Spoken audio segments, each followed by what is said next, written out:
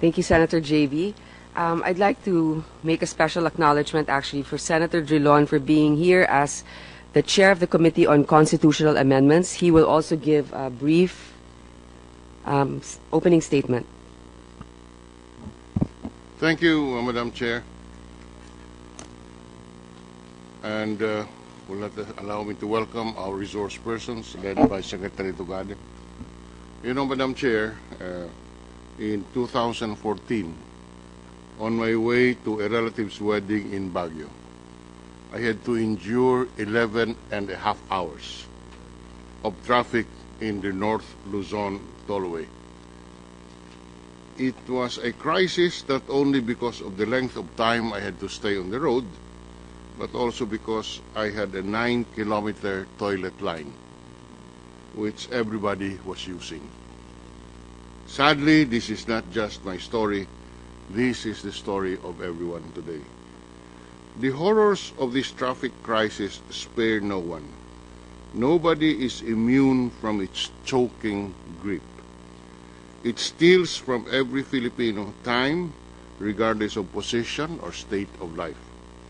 It is time to turn this crisis around. I therefore filed Senate Bill number 11, the first bill filed on this transport emergency, and we filed Senate Bill 11, or the Transport Crisis Act, to give the President the necessary and proper powers to immediately address this national emergency. Under my proposed Transportation Crisis Act, the President is authorized to adopt alternative methods of procurement for the construction, repair, rehabilitation, improvement, and maintenance of the transportation projects. In all instances, however, the President must ensure that the most advantageous price for the government is obtained and that the procedure is undertaken in a transparent manner. The bill likewise prohibits the issuance of the temporary restraining orders and preliminary mandatory injunctions to fast-track the transportation infrastructure development. To address the traffic management woes brought about by overlapping functions of government institutions, the proposed measure designates the Metro Manila Development Authority as the sole urban traffic management authority in Metro Manila and the Department of Transportation in other urban areas. For this purpose, the President may abolish, create, and reorganize offices concerned. We may not realize it, but just to focus, for example, on EDSA, if you look at it, there are no less than 6 local government units along EDSA.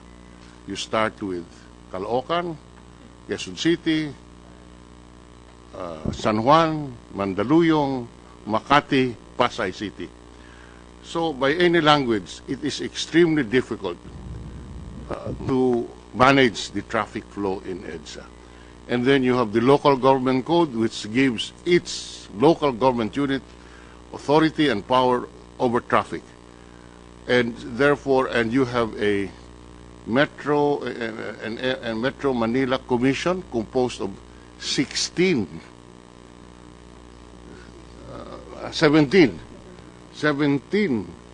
mayors, each having his or her own turf.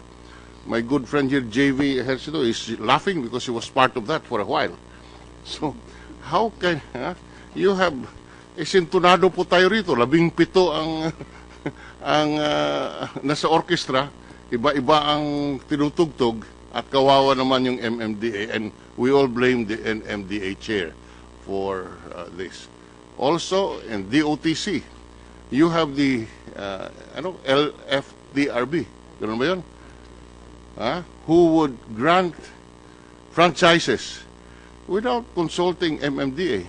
And yet, that's why you see buses running around with probably less than 10 passengers on EDSA. So all of this, in our proposed measure, we identify a single authority, and we identify a single authority being the MMDA. And at least for the period of emergency, the MMDA should be the sole authority insofar as the Metro Manila traffic is concerned, and particularly focusing on EDSA. It is no exaggeration when I say that everybody, every single person in this room and in our country is waiting for the government to do something about this traffic mess. So we are thankful that our colleague Senator Grace Poe has initiated this hearing very early, and we do hope to get some input, valuable input from our resource persons in order that we can present this on the floor of the Senate and see what we can do in order to address this transportation mess that we're in. Thank you very much, Madam Chair.